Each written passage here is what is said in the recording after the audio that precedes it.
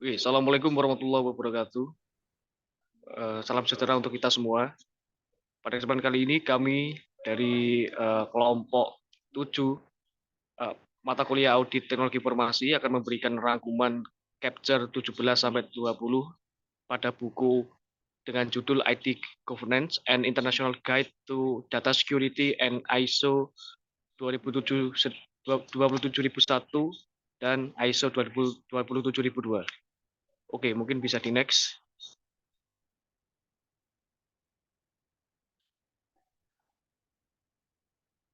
Oke, jadi kami dari kelompok 7 yang beranggotakan saya, Muhammad Ade Sadiansyah dengan NIM 120.221.0050.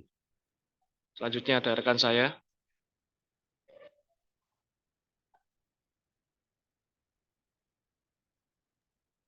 Baik, selanjutnya saya Muhammad Ali Ridho dengan NIM 120.221.0047.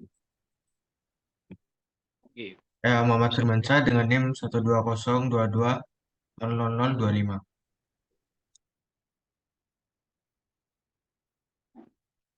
Oke, jadi selanjutnya di sini ada ringkasan atau rangkuman dari materi Capture 17 yang dengan judul Operation Security atau keamanan operasional.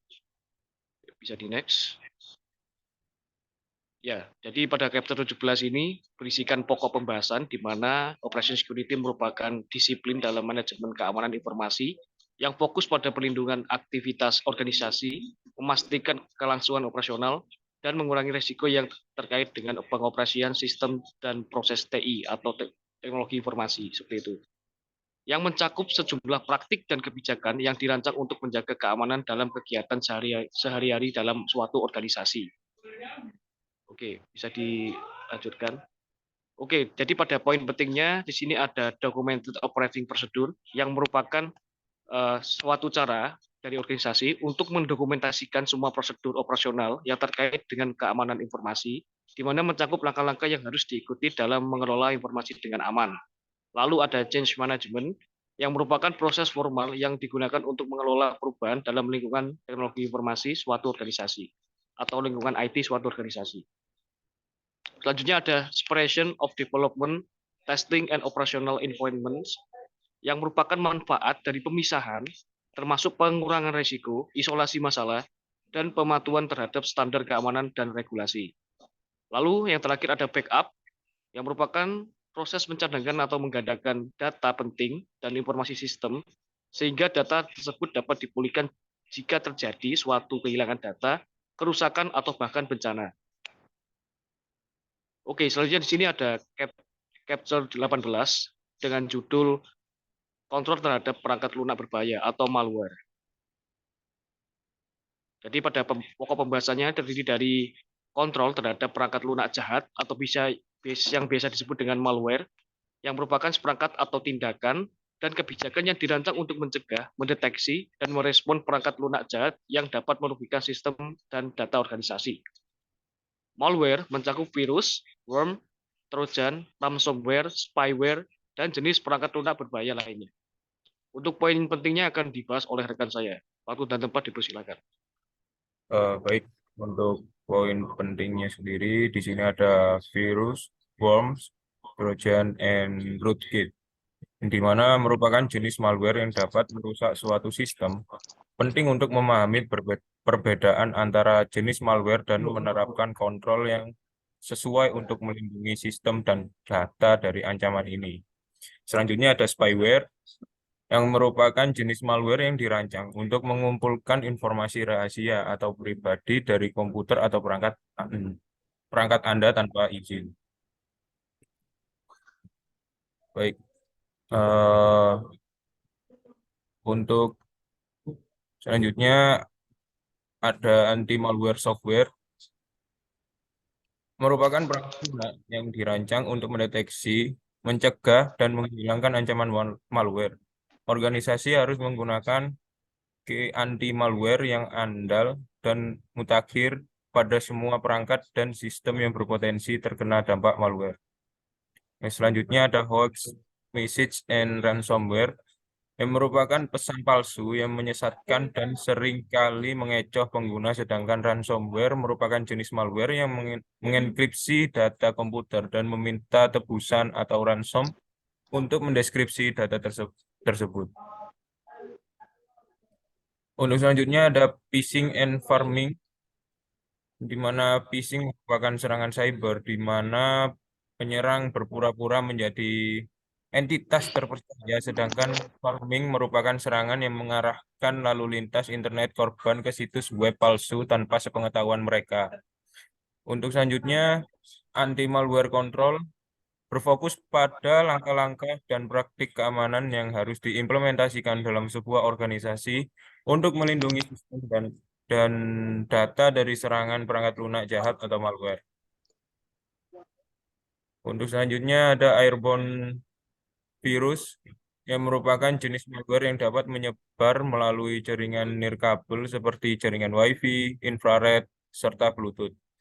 Lalu selanjutnya ada technical vulnerability management yang merupakan pendekatan sistematis untuk mengidentifikasi, mengevaluasi, mengurangi, dan mengatasi kerentanan teknis yang mungkin dieksploitasi oleh malware. Baik, selanjutnya masuk ke chapter 19 dengan judul Communication Management atau Manajemen Komunikasi.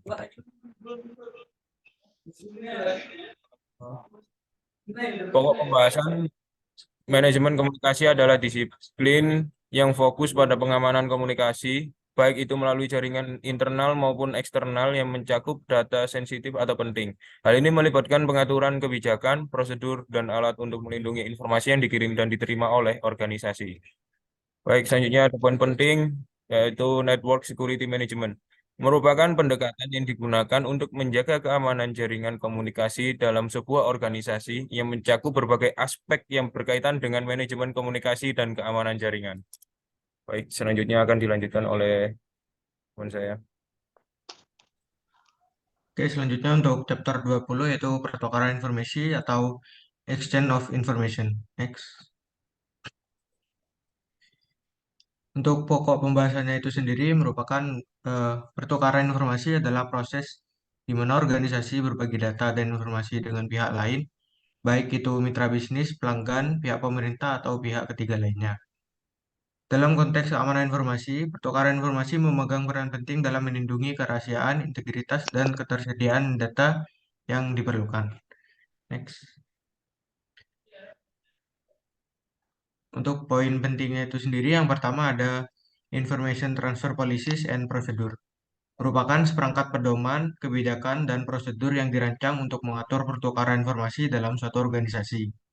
Selanjutnya ada Agreement on Information Transfer, mengacu pada perjanjian atau kontrak yang digunakan untuk mengatur pertukaran informasi antara organisasi dan pihak ketiga. Next. Selanjutnya ada email and social media.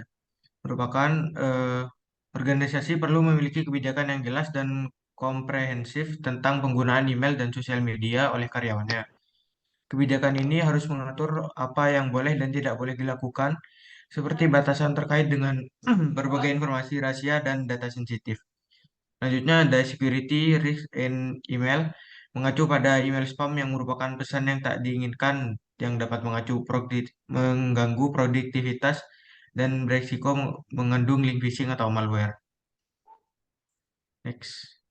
Selanjutnya ada spam, merupakan sebuah istilah yang digunakan untuk merujuk pada pesan elektronik yang tidak diinginkan yang dikirim melalui email, pesan teks, atau komunikasi elektronik lainnya.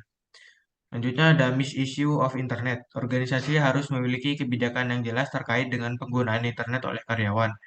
Kebijakan ini dapat mencakup apa yang boleh dan tidak boleh dilakukan oleh karyawan saat menggunakan internet selama bekerja. Next, untuk slide terakhir ada Internet Acceptable Use Policy, merupakan sebuah dokumen kebijakan yang digunakan oleh organisasi untuk mengatur cara penggunaan internet oleh karyawan dan anggota organisasi lainnya. Terakhir, untuk sosial media, merupakan organisasi perlu memiliki kebijakan dan panduan yang jelas terkait dengan penggunaan sosial media oleh karyawannya yang mencakup tentang pedoman tentang jenis informasi yang boleh dibagikan, batasan penggunaan, dan tanggung jawab masing-masing individu. Oke, sekian dari kelompok kami, kurang lebihnya mohon maaf. Assalamualaikum warahmatullahi taala wabarakatuh. Waalaikumsalam warahmatullahi wabarakatuh.